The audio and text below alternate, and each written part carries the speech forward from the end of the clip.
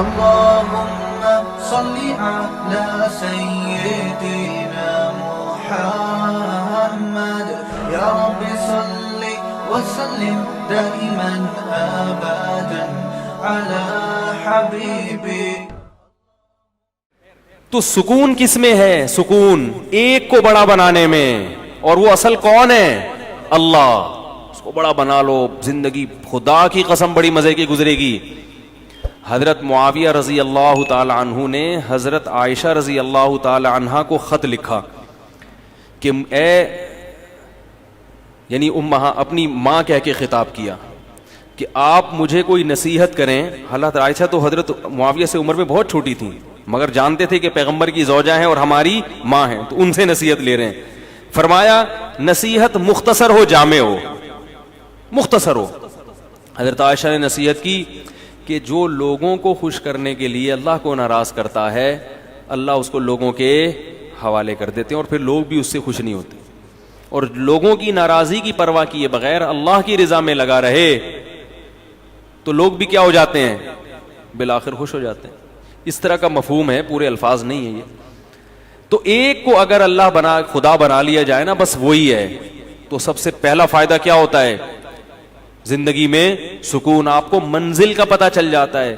تو اس لیے میں اتنی لمبی تقریر کر رہا ہوں کہ دیکھو بھائی, یہ جو فرائض و واجبات ہیں اس میں ہمارے پاس آپشن نہیں ہے. رمضان کے روزے صرف مسافر چھوڑ سکتا ہے اور بیمار, ان دو کے علاوہ کوئی بھی روزہ نہیں چھوڑ سکتا. اور سفر میں بھی اگر تکلیف اور مشقت نہ ہو تو روزہ رکھنا افضل ہے تاکہ رمضان کی فضیلت حاصل ہو. وہ جو حدیث میں آتا ہے لیس من البر الصیام فی السفر, سفر میں روزہ نیکی نہیں ہے, وہ اس سے وہ سفر مراد ہے جس میں تکلیف ہو, مشقت ہو. آج کل جہازوں کے سفر ہیں, ٹرینوں کے سفر ہیں, بسوں کے سفر ہیں, بہت آرام سے روزہ رکھ سکتے ہیں, نہیں چھوڑنا چاہیے. اس میں فضیلت سے محروم ہو جائیں گے رمضان کی. تو اس لیے پہلا تو یہ کام کرنا ہے کہ ہمت کرنی ہے, کسی نے بھی ایک بھی روزہ قضا, بولو بھائی. اس کے آخرت کے فائدے تو بہت ہیں جو آپ علماء سے سنتے رہتے ہیں. میں کچھ دنیا کے فائدے آپ کو بتا دیتا ہوں. آخرت کے فائدے تو بہت ہیں نا, وہ تو آپ کو خود محسوس ہوگا جب روزہ رکھتے ہیں. رمضان کے آخری عشرے میں دل نرم ہو جاتا ہے. اللہ نے روزے دار کا جو بھوکا پیاسا رہتا ہے نا, اس کے لیے جنت میں الگ دروازے بنائے ہیں. اور ان کے نام کیسے رکھے ہیں؟ ریان, سیراب کرنے والا, کیونکہ اس نے اللہ کی خاطر پیاس برداشت کی. اللہ اس کو اپنی دست رحمت سے سیراب کریں گے الگ سے. اور یہ عبادت مسلمانوں کے علاوہ کسی اور کے پاس نہیں. کہیں آپ نے دنیا میں سنا کہ فلاں قوم کے ہندوؤں کے روزے آئے ہوئے سارے ہندو بھوکے پیاسے؟ کہیں بھی نہیں. وہ رکھتے ہوں گے شاید, کوئی ان کے پنڈت رکھ لیتے ہو, نہ سکھوں میں نہیں. مسلمانوں کا جیسے ہی رمضان آتا ہے پوری دنیا میں ایک بہاریں چھا جاتی ہیں. یہ اس کی علامت ہے کہ اسلام زندہ اور جیتا جاگتا مذہب ہے, زندہ مذہب ہے, تھکا ہوا مرا ہوا بیمار مذہب نہیں ہے. پوری دنیا میں ہلچل مچ جاتی. جو روزے نہیں بھی رکھتے نا, وہ تھوڑے سے ٹریک پہ وہ بھی کم از کم افطاری میں تو بیٹھ ہی جاتے ہیں وہ بھی. یہ اللہ کی بڑی رحمت ہے. ٹھیک ہے, یعنی اثر تو ان کی زندگی میں بھی پڑتا ہے نا, ان کی بھی کھانے پینے کی ٹائمنگ تھوڑی سی چینج ہو جاتی ہے. تو روزے کے اخروی فائدے کیا ہیں وہ تو ایک الگ بات ہے. روزے کے صحت کو کیا فائدے ہوتے ہیں اگر وہی آپ لوگ کو پتہ چل جائیں تو میں کہتا ہوں وہی چیز ایسی ہے جو انسان سے روزے رکھوا دے. بھوکا رہنا صحت کے لیے انتہائی مفید ہے. پہلی بات یاد رکھو, بھوکا رہنے سے صحت کو کوئی نقصان نہیں ہوتا, کوئی نقصان نہیں. وقتی نقصان کو نقصان نہیں کہتے ہیں. دیکھو جب آپ ایکسرسائز کرتے ہو, صبح اٹھ کے جاگنگ کرتے ہو, وقتی نقصان تو اس میں بھی آپ کی انرجی یوٹیلائز ہو گئی, آپ تھک گئے, پسینہ نکلا, تھکاوٹ, سانس پھول گیا, تھوڑی دیر تک آپ سے ہلا بھی نہیں جائے گا. یہ نقصان نہیں ہے. کیوں؟ یہ وقتی نقصان ہے جو آپ کو آگے بڑے بڑے نقصانات سے بچا رہا ہے. ہوتا ہے کہ نہیں ہوتا؟ تبھی ڈاکٹر کہتے ہیں ایکسرسائز کرو, یہ کرو, وہ کرو, ہلو جلو. آپ کو یار میں نیچے پڑا ہوا ہوں تو میری انرجی کیا ہو رہی ہے؟ اسٹور ہو رہی ہے. ٹھیک ہے, کیا کرنا ہے اسٹور کر کے؟ بھائی انرجی کو یوٹیلائز کرو. تو ہماری انرجی یوٹیلائز ہونے کے بہت سارے طریقے ہیں, انرجی سرو ہونے کے بہت سارے, وہ سارے طریقے صحت کے لیے ضروری ہیں. مثلاً انرجی کو سرو کرنے کا، دیکھو اس کی میں مثال دیتا ہوں. دریا میں پرانا پانی نکلتا ہے تو نیا پانی، بول لو یار، آئے گا نا. اگر دریا میں پانی کھڑا رہے کہ پانی سٹور ہے، دریا طاقتور ہو، نہیں ہوگا، سڑ جائے گا، کیڑے پڑ جائیں گے. پانی نکلے گا، پرانا پانی کنویں سے پرانا نکلے گا تو نیا پانی آئے گا. کنواں بھرا رہے گا. کنواں خالی جب ہوگا جب پرانا نکل رہا ہے اور نئے پانی کی جگہ نہیں ہے، یہ پیچھے نیا پانی ختم ہو گیا ہے. تو ہماری جو انرجی ہے نا، یہ دریا کے پانی کی طرح ہے، یہ سرو ہوتی رہے گی، یوٹیلائز ہوتی رہے گی، اور نئی خوراک جسم میں جاتی رہے گی. تو یہ دریا کی طرح ہمارا بلڈ کیا کرے گا، سرکولیٹ کرتا رہے گا اور تازہ ہوتا رہے گا. تو میرا ایک بیان تھا نا کہ جو خواتین نسل روکتی ہیں ان کی صحت خراب ہو جاتی ہے، اس میں بھی میں نے یہ بات سمجھائی ہے کہ نسل جب بڑھتی ہے اور خوراک صحیح ملتی رہے عورت کو، تو وہ بلڈ جو ہے نا نیا تازہ بنتا ہے، دوبارہ سے وہ فریش ہو جاتی ہے اور ان کی صحت زیادہ اچھی ہوتی ہے بنسبت ان خواتین کی جو بچوں کی پیدائش کو روک لیتی ہیں. وہ جلدی بوڑھی ہو جاتی ہیں. لیکن یہ ضروری ہے کہ خوراک پراپر ملتی رہے. اس لیے کہ آپ کنویں سے پانی تو کھینچ کے نکال رہے ہیں، نیا پانی زمین میں ہے ہی نہیں، پھر تو وہ ختم ہو جائے گا. ورزش کرنے والا آدمی کھاتا ہے نہیں اور ورزش کرتا رہتا ہے، وہ تو سوکھ کے، یا کسی خاتون کے بچوں کی ولادت تو ہو رہی ہے مگر پراپر خوراک نہیں مل رہی، مل بھی رہی ہے تو غلط ناقص خوراک مل رہی ہے. اس کو کھجور اور دودھ، جو ایک میں اکثر مثال دیتا ہوں، بتاتا رہتا ہوں، بھائی کھجور اور دودھ جو ہے نا یہ اپنی خوراک کا حصہ بنا لیں، بچوں کا بھی، خواتین کا بھی. خاص طور پہ جو خواتین بچوں کو فیڈ کرا رہی ہیں یا جو پریگننسی ہے جن کو، کھجور اور دودھ اس قسم کی چیزیں کھانی چاہیے. نبی صلی اللہ علیہ وسلم نے کھجور کو پاکیزہ پھل قرار دیا ہے. پاکیزہ کا مطلب کیا ہے؟ یہ بادی نہیں ہے، اس سے خراب خون پیدا نہیں ہوتا، اچھا صالح خون پیدا ہوتا ہے اس سے، پیغمبروں کی خوراک ہے. تو اب میں یہ عرض کر رہا تھا کہ ہماری انرجی جو سرو ہوتی ہے اس کے بہت سارے اللہ نے طریقے رکھے ہیں جو سارے ضروری ہیں. ایک طریقہ یہ کہ آپ ورزش کریں، اس سے انرجی. ایک طریقہ یہ جسم سے پسینہ نکلے. ایک طریقہ یہ ہے کہ آپ جو ہے عورت کے لیے جیسے بچے کو فیڈ کرائے، اس سے بھی انرجی سرو ہوتی ہے. اس کی نکاح کے بعد انسان کی انرجی زیادہ خرچ ہوتی ہے. تو یہ سارے طریقے. اس طرح حجامہ جو کرایا جاتا ہے، خون نکالا جاتا ہے، اس سے بھی آپ کی صحت. بھائی آپ ویسے کسی کو خون دیں، سب ڈاکٹر کہتے ہیں خون دینے سے صحت خراب نہیں ہوتی، بلکہ میں ایسے لوگوں کو جانتا ہوں ہر 6 مہینے میں خون دے رہے ہیں اور 10 سال سے ان کو کوئی بیماری نہیں ہوئی ہے. ہر 6 مہینے میں خون دے دیتے ہیں کیونکہ پرانا خون نکلتا ہے، نیا بنتا ہے، تو بیماریوں کو ڈیرا جمانے کا موقع ملتا ہی نہیں ہے. اسی طرح یاد رکھیں کہ کچھ وقت کے لیے سپلائی کو روک لینا، خوراک کی سپلائی کو روک لینا، تاکہ میدا جو ہے نا، میدا اور ہماری باڈی، وہ جتنے ہمارے جسم میں فاسد مادے ہیں ان کو استعمال کر کے کام میں لے آئے، کچرا جل جائے، سمجھ آئی؟ تاکہ بیماری کے جتنے امکانات تھے وہ سارے امکانات کیا ہو جائیں، ختم ہو جائیں. تو یہ بھی ہماری صحت کے لیے اتنا ہی ضروری جتنا ایکسرسائز کرنا ضروری ہے. کیسے سمجھائیں یار. دیکھو ہم جب کئی ہفتوں بھوکے رہتے ہیں نا، کئی ہفتوں، تو کیا ہوتا ہے، ہم جب کھا رہے ہیں، پراٹھے بھی کھا رہے ہیں اور پتہ نہیں کیا کھا رہے ہیں، جائیدادیں بھی کھا رہے ہیں، بہن کی وراثت بھی کھا رہے ہیں، بیوی کا مہر بھی کھا لیا، رشوت بھی کھا لی، اور کیا کھا لیا. اب وہ تمام چیزیں ہماری ایکسرسائز سے یوٹیلائز نہیں ہوتی. یہ غلط فہمی ہے. ایکسرسائز ہر چیز کا آخری حل نہیں ہے، پھر بھی وہ کہیں نہ کہیں کونے کھانچوں میں رہ جاتے ہیں. اب میں دیکھو میڈیکل سائنس کی زبان نہیں استعمال کروں گا کیونکہ میں ڈاکٹر نہیں ہوں. بعض لوگ کہتے ہیں ڈاکٹروں کی جگہ آ کے نا بڑے فنٹر گیری کر رہے ہیں، ان کو کیا پتا. تو میں تو اپنی زبان میں آپ کو سمجھاؤں گا نا، یا جو بالکل سادہ زبان میں، کیونکہ میں ڈاکٹر تھوڑی ہوں. لیکن یہ صحت کے بنیادی اصول ہیں اور یہ ڈاکٹر بھی کہتے ہیں. آپ سرچ کرو، آپ کو پتا چلے گا. جو گوروں کی بنائی ہوئی ویب سائٹس ہیں ان میں آپ جاؤ جو اوتھینٹک ہیں، وہ بھی اس بات کا اقرار کرتے ہیں کہ روزہ رکھنا انسان کی صحت کے لیے انتہائی ضروری. آپ کو پتا ہے گورے اس پر آ رہے ہیں کہ ہفتے میں 5 دن کھاؤ، 2 دن فاسٹنگ. یہ بالکل اسلام ہے. نبی صلی اللہ علیہ وسلم نے ہفتے میں 2 دن روزہ رکھنے کا حکم دیا، سنت ہے، پیر اور جمعرات کا روزہ. گورے بھی یہ تحقیق کر رہے ہیں کہ 5 دن کھاؤ، 2 دن بولو بھائی ناغا کرو.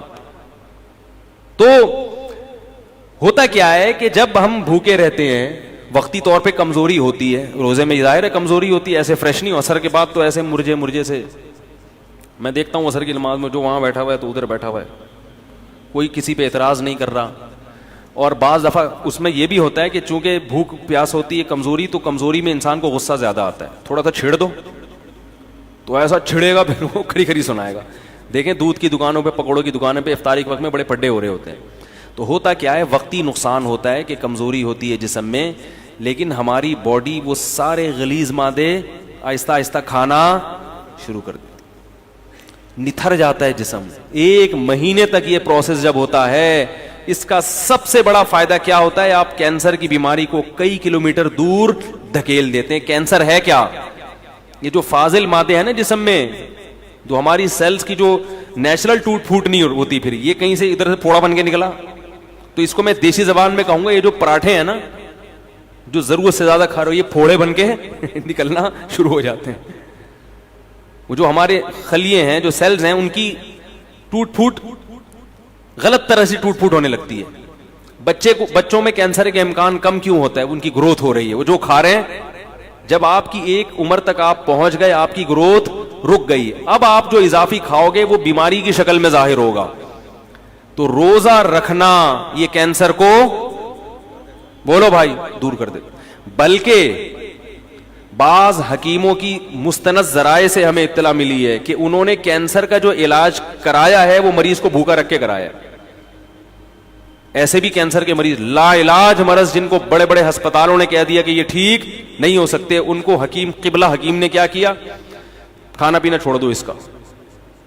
او ایسا بیچارہ سوکھ کے ہڈیوں کا ڈھانچہ, جب دیکھتے نا کہ مر رہا ہے تو 2 قطرے ٹپکا دیے گلوکوز کے, بس مرے نہیں.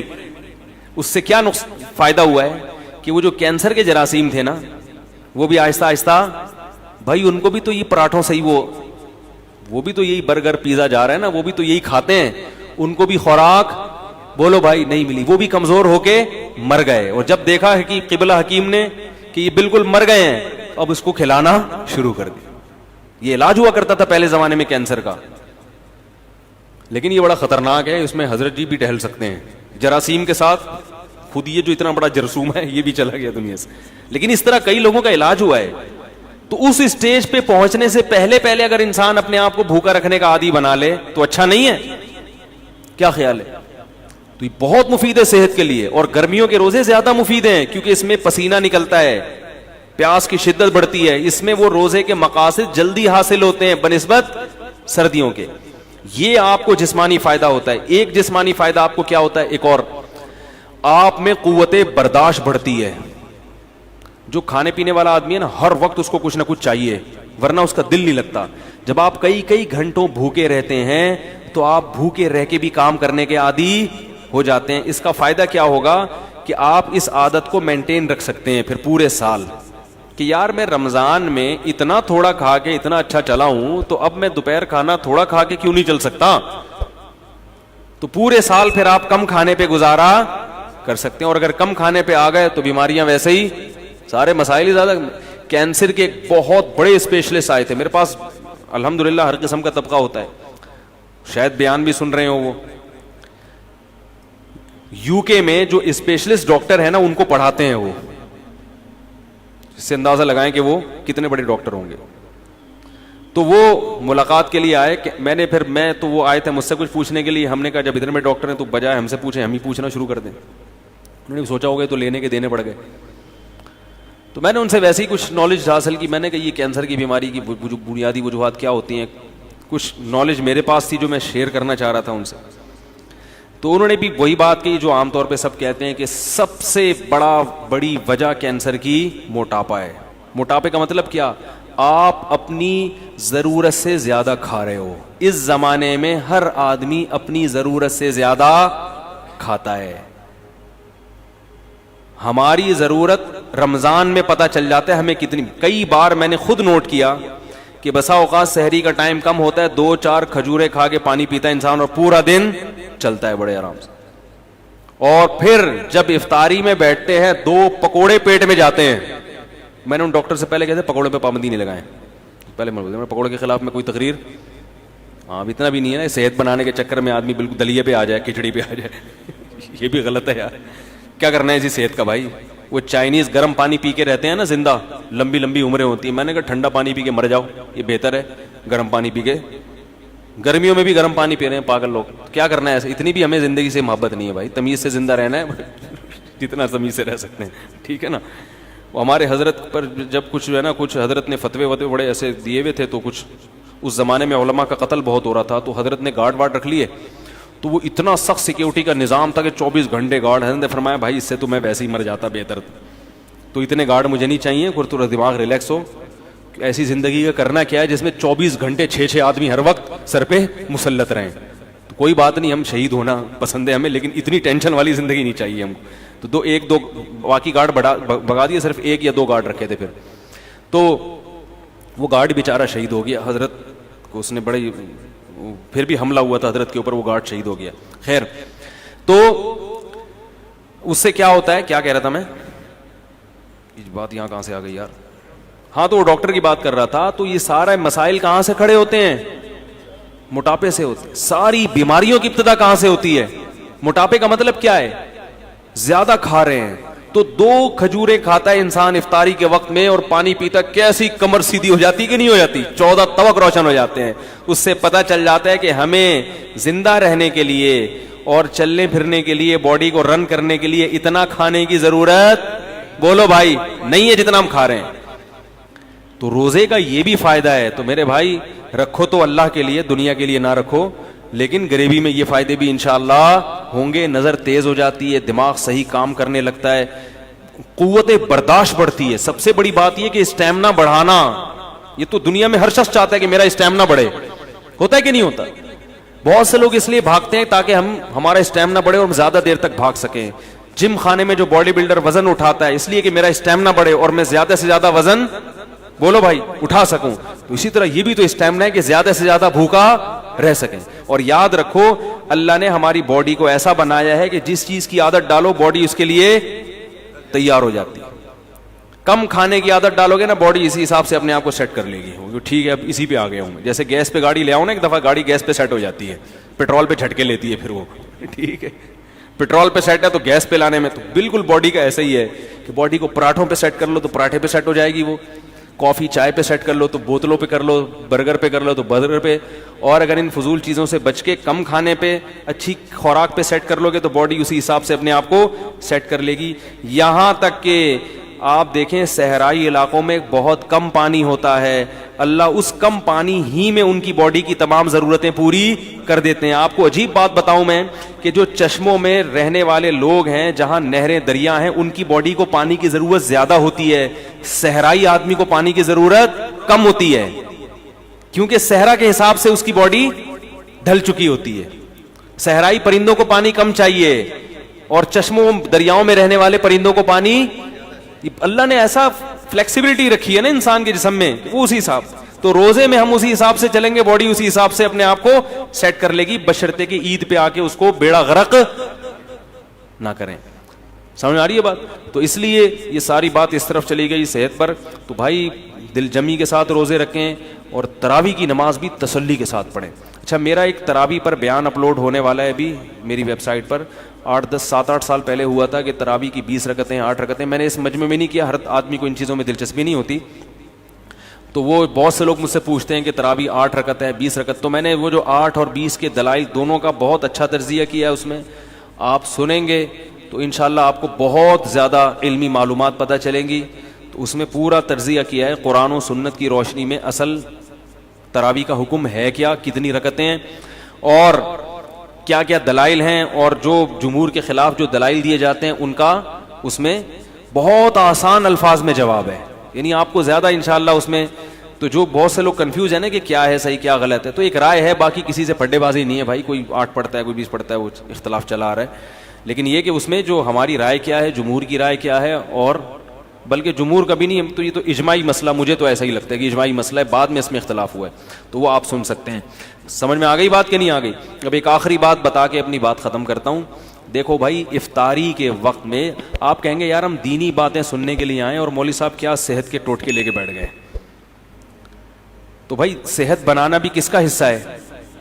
روزے کا ایک بہت بڑا مقصد تھا کہ ہماری صحت بھی اچھی, حکمت ہے نا اس میں, اللہ چاہتے ہیں مسلمان کی صحت اچھی ہو. ایک بہت بڑی حکمت یہ بھی تھی لیکن روزے جس طریقے سے افطار کیے جا رہے ہیں اس سے صحت اچھی ہونے کے بجائے بیڑا غرق ہو رہا ہے. تو یہ بھی میں سمجھتا ہوں علماء جیسے ڈاکٹروں کی ذمہ داری ہے, علماء کی بھی ذمہ داری ہے کہ وہ ممبر و محراب سے یہ چیز لوگوں کو بولو بھائی بتائیں. ایک مولوی صاحب کو میں نے اپنے گھر بلایا, ان کا روزہ تھا, میرا بھی روزہ تھا, اتفاق سے ہم نے وہ سموسے رکھ دیے. چلو ایک سموسہ اچھا ہوتا ہے, 2 سموسے اچھے ہوتے ہیں, پوری دکان کھا گئے سب. اچھا مجھے اس پہ حیرانگی نہیں ہوئی کہ وہ اتنے سارے سموسے کھا گئے, حیرانگی اس پر ہوئی کہنے لگے میرے پیٹ نہ کچھ خراب چل رہا ہے کچھ دنوں سے. میں نے کہا یار کمال ہے بھائی, جب خراب چل رہا ہے تو اتنے سموسے. تو یہ سبھی کا ہے, وہ تو بیچارے مولوی صاحب نیک آدمی تھے, اتفاق سے وہ ایسا ہو گیا, ورنہ تو سبھی کا یہ حال ہے نا.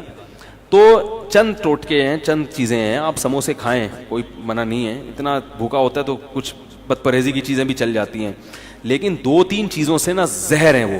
خالی پیٹ کولڈ ڈرنک, بولو بھائی, جب پیاس لگ رہی ہوتی ہے نا اس وقت کولڈ ڈرنک ڈائریکٹ گردوں کو جا کے گردوں میں تیزاب کا کام کرتی ہے, ایسے جیسے گردے بیڑا غرق کر دیتی ہے گردوں کا, بہت جلدی بیڑا غرق ہو جاتا ہے. اسی طرح دوسرے نمبر پہ خالی پیٹ پیاس میں چینی کا پانی, بولو بھائی چینی کا شربت, یار بول لو نا, نہ پیے چینی کا شربت, نہیں آ رہی بات, چینی کا شربت نہیں پیے. اب وہ مجھے نہیں پیے بے لطیفہ یاد آ رہا ہے, یہ بھی نہیں کریں, یہ بھی نہیں کریں, آخر میں آپ پر بولا کہ جاؤ کیا کریں پھر. وہ ایک استانی صاحبہ نے اپنے بچوں کو نا, اسٹوڈنٹس کو, کلاس کے 4تھی کلاس کے بچوں کو سمجھا دی, بیٹا وعدہ کرو ہم کبھی چوری نہیں کریں گے. بچوں نے کہا بالکل چوری نہیں کریں گے مس. بیٹا وعدہ کرو ہم جھوٹ نہیں بولیں گے. جھوٹ نہیں بولیں گے. بیٹا وعدہ کرو ہم کبھی لڑکیوں کا پیچھا نہیں کریں گے. مس ہم کبھی لڑکیوں کا پیچھا نہیں کریں گے. بیٹا وعدہ کرو ہم اپنے ملک پہ جان قربان کر دیں گے مس, کیونکہ ایسی زندگی کو بچا کے کرنا بھی کیا ہے ہم نے, نہ اس میں یہ کرنے دے رہی ہو نہ یہ کرنے دے رہی ہو, تو پھر جان ہی قربان کرنا ہے. تو آپ بھی کہیں گے یار یہ بھی نہیں کرنا, تو کولڈ ڈرنک خالی پیٹ نہیں پینی ہے. اور دوسری چیز چینی کا شربت, پھنٹر گیری نہیں کرو. صحیح لوگ کہتا ہے ابے کچھ نہیں ہوتا ہے. یہ جو شوگر کے ہر دوسرا آدمی مریض بنا ہوا ہے اور ایک لائن لگی ہوئی ہے بیماروں کی, تو یہی کچھ تو ہو رہا ہے. چینی تو وائٹ پوائزن ہے, تو خالی پیٹ یہ زیادہ نقصان دیتی ہے نا, اس لیے کہہ رہا ہوں خالی پیٹ چینی. اسی طرح خالی پیٹ خربوزے, ہیضہ ہونے کا, یہ بہت سے لوگوں کو ڈائریا ہو رہا ہے رمضان میں, خالی پیٹ خربوزے کھا کھا کے شربت پی رہے اس کے اوپر سے. خربوزہ خالی پیٹ کھانے کی چیز نہیں ہے. جب یہ جو ٹائم ہے نا کھانے کا, اس میں روٹی کھاؤ, سالن کھاؤ, بریانی بھی کھا لو, جو ویسے بریانی اچھی چیز ہے لیکن چلو ہم کوئی حکیم تھوڑی ہیں کہ آپ کو ایک چیز کا وہ کریں. کھا لو, بریانی کھا لیا آپ نے, پیٹ بھرنے کی, جو سموسہ بھی کھا لیا, پکوڑا بھی چلے گا. پکوڑا زیادہ اچھا ہے سموسے سے, پکوڑے میں بیسن ہوتا ہے, آئرن ہوتا ہے اس میں, تو پکوڑا کھا لیا آپ نے. اور کیا نام ہے, کھجور سب سے بہترین چیز ہے جو نبی صلی اللہ علیہ وسلم نے ترغیب دی. کھجور میں ہمارے یہاں کنجوسی بہت ہوتی ہے, لوگ ایک کھجور اٹھا کے کھاتے ہیں, کتنی گرم ہوتی ہے. کھجور پیٹ بھر کے کھاؤ, کچھ بھی نہیں ہوگا انشاءاللہ. کوئی گرم برم ان چیزوں میں نہیں پڑو زیادہ. لوگ مچھلی نہیں کھاتے, گرم ہے بھائی, مچھلی جتنی پھوڑ سکتے ہو پھوڑو, گرمیوں میں بھی پھوڑو, سردیوں میں مچھلی جتنی مرضی کھا لو, کوئی نقصان نہیں ہے. وہ کہتے ہیں گرم ہوتی ہے, ٹھنڈے گرم نے برباد کر دیا لوگوں کو. تو کھجورے پیٹ بھر کے کھاؤ افطاری میں, سمجھ رہے ہو, اس سے طاقت ملے گی. کھجور ایسی چیز ہے انرجی فل دیتی ہے, موٹاپا نہیں لاتی. یہ بڑی زبردست بات ہے کھجور. روٹیاں زیادہ کھاؤ گے موٹے ہو جاؤ گے, کھجور سے موٹا نہیں ہوتا, سمجھ رہے ہو نا. اور شہد کا شربت پی لو اپنے خرچے پہ افطاری کے وقت میں, کیونکہ آپ میں اتنے مشورے دے رہا ہوں, بولیں گے یار یہ کیا مذاق. افطاری میں جب پانی پیو سادہ, نہیں تو شہد میں نیمبو نچوڑ کے شربت بنا کے پی لو, نتھر جائے گا جسم. وہ کولیسٹرول سب جتنا ڈیزل ہے نا, وہ ہے نا, خون دینے جاتے ہیں تو ڈاکٹر کہہ رہا تھا مجھے ڈیزل نہیں چاہیے, مجھے خون چاہیے تھا, اب میرا ڈیزل نکل رہا ہے. تو یہ ڈیزل کیا بن جائے گا, صاف خون, ایسا نتھر جائے گا. لیکن یہ بہت باریک آدمی ہو وہ نہ کیے, کیونکہ وہ بالکل ہی غائب ہو جائے گا, موٹے لوگوں کے لیے. یہ تو کھجور ہے, پیٹ بھر کے کھائیں کھجور تسلی کے ساتھ. کھانا بنا, عرب تو کھانا کے طور پہ کھجور کھاتے ہیں. ہمارے نبی صلی اللہ علیہ وسلم کو جب بھوک لگتی تھی کھجوریں کھا کے کھاتے تھے اور سیر ہو جاتے تھے. ہمارے کھجور ایسے پتہ نہیں جیسے برکت کے لیے ایک رکھا, پھر مزے کی چیز بھی ہے. اس کو ملائی کے ساتھ کھا لیں, مکھن کے ساتھ کھا لیں اگر اس میں خشکی زیادہ محسوس ہو رہی ہے. تو یہ چیزیں کھائیں, اور رمضان میں ارادہ کر لیں کہ ہم نے اپنی خوراک کا شیڈول ہی چینج کر دینا ہے, اچھی اچھی چیزیں کھا کے, تاکہ انہی چیزوں کا اپنے آپ کو آئل چھوڑ دیں. یہ جو بازاری سرسوں کا تیل ہے اس میں کھانا پکا لیا کریں, اللہ نے اگر پیسے دیے نہیں دیے تو چلو اسی میں پکا کے کھا لیں.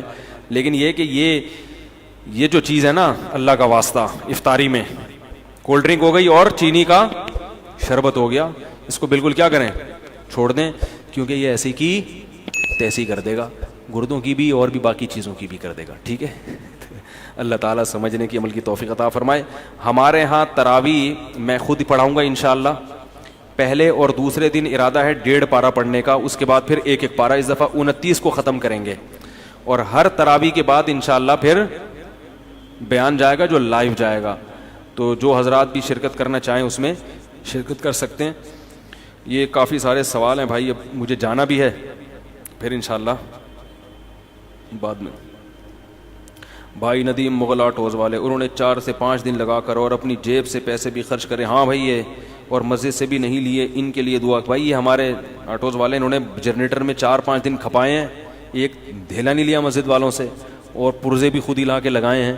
انہوں نے نہیں کہا کہ میرا نام لے کے اعلان کرو, لیکن انتظامیہ نے کہا ہے کہ تھوڑا سا ان کی حوصلہ افزائی ہونی چاہیے. اللہ تعالیٰ ان کی محنت کو قبول کرے. 20 رکعت تراویح ادا کرنے کے بعد وطر سے پہلے اجتماعی دعا کا کیا حکم ہے؟ یہ اجتماعی دعا صحابہ یا سلف سے کہیں بھی ثابت نہیں ہے. نہ فرض کے بعد اجتماعی دعا ثابت ہے, نہ تراویح کے بعد, نہ وطر کے بعد. سمجھ رہے ہو, فرض کے بعد بھی ثابت نہیں ہے, وطر کے بعد بھی ثابت نہیں ہے.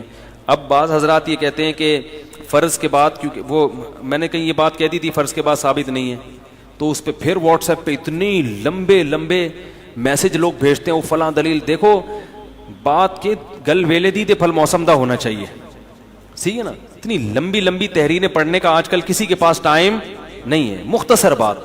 اب لوگ کہتے ہیں نفس دعا تو ثابت ہے فرض کے بعد, اور فی نفسی ہی اجتماعی طور پہ دعا کی بھی ایک فضیلت ہے, اور فی نفسی ہاتھ اٹھانا بھی ہے, تو تینوں کو ملا کے چیز بنا دی.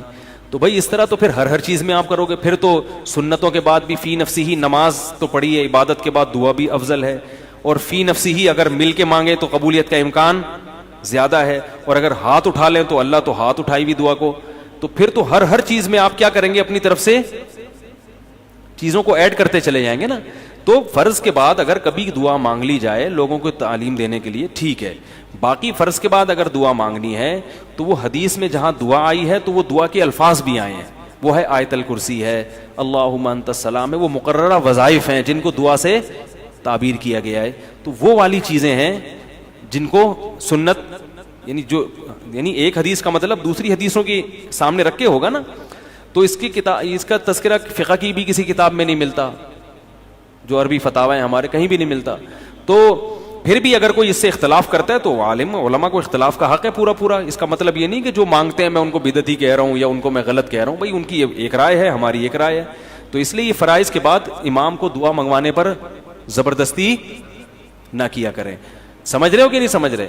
گن پوائنٹ پہ نہیں, وہ مانگ لے ٹھیک ہے, نہیں مانگے تو بھی ٹھیک ہے. اور جو مانگ رہے ہیں ان کو بھی طنز نہ کریں, اور جو نہیں مانگ رہے, میں تو ایسے یوں کر کے نکل لیتا ہوں, ٹھیک ہے نا.